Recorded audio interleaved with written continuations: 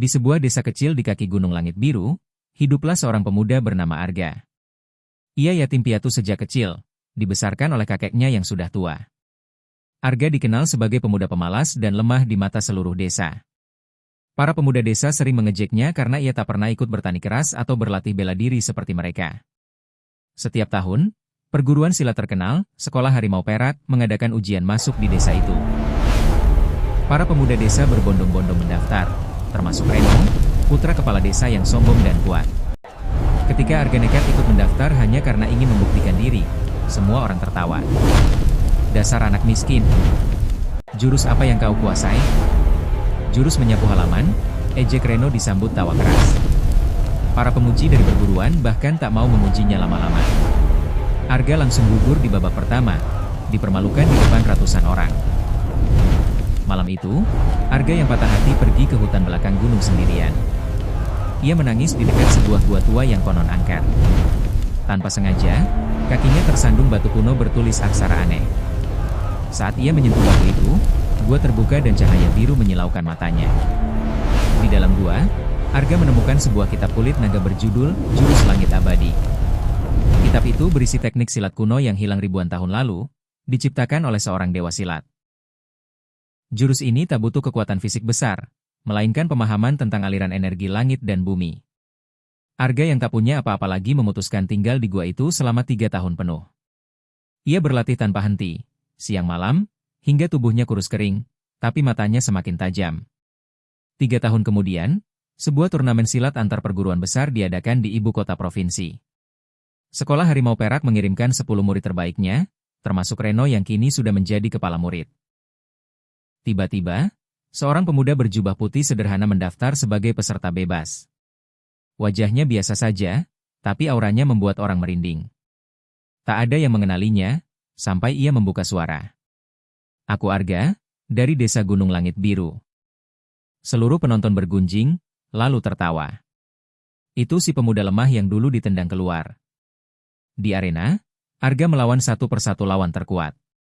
Ia tak pernah menyerang duluan. Setiap kali lawan menyerbu dengan jurus ganas, Arga hanya melangkah kecil, lalu lawannya terpental jauh seolah ditabrak angin ribut. Saat melawan Reno di babak final, Reno mengeluarkan jurus andalan, Cakar Harimau Perak yang terkenal mematikan. Tapi dengan satu jari telunjuk, Arga hanya menunjuk ke arah Reno. Seketika, Reno terlempar ke udara 10 meter, mendarat di luar arena tanpa luka, tapi pingsan karena aliran tenaganya buyar total. Arga menjadi juara turnamen tanpa melukai satu orang pun. Namanya mengguncang dunia persilatan dalam semalam. Jurus Langit Abadi yang ia kuasai ternyata jauh di atas semua aliran yang ada. Kemenangan Arga membuatnya menjadi incaran banyak pihak.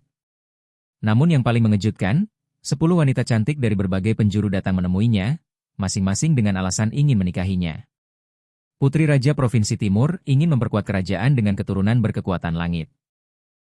Murid cantik nomor 1 Sekolah Bunga Sakura jatuh cinta pada ketenangan Arga. Ahli racun dari Lembah Hijau terpesona karena Arga kebal semua racunnya.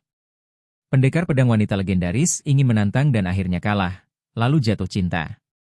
Putri suku pegunungan yang gagah mengagumi keberanian Arga hidup sendirian 3 tahun. 6-10, 5 saudari kembar dari klan pedagang kaya yang terkenal kecantikannya, semuanya bersikeras, kami berlima tak bisa dipisah, terima semua atau tak satu pun.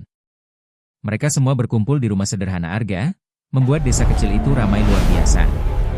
Para tetua desa yang dulu meremehkan Arga kini berlutut minta maaf. Arga yang tetap rendah hati tersenyum di tengah kerumunan 10 wanita cantik itu. Ia berkata pelan, "Aku pernah diremehkan karena tak punya apa-apa. Kini kalian semua datang karena aku punya jurus hebat. Tapi aku tak mencari istri karena kekuatan, melainkan karena hati." Ia lalu meminta waktu 1 bulan untuk mengenal mereka masing-masing. Di akhir cerita, Arga memilih satu wanita yang ternyata adalah gadis desa biasa yang dulu diam-diam selalu membawakan nasi untuknya saat ia kecil. Gadis yang tak pernah meremehkannya meski miskin. 9 wanita lain akhirnya mundur dengan hormat, beberapa bahkan menjadi murid Arga untuk mempelajari jurus Langit Abadi. Arga hidup bahagia, tak lagi sendiri, dan desa kecil itu menjadi pusat silat baru yang disegani seluruh negeri. Terima kasih sudah mampir mendengarkan cerita pendek dari saya.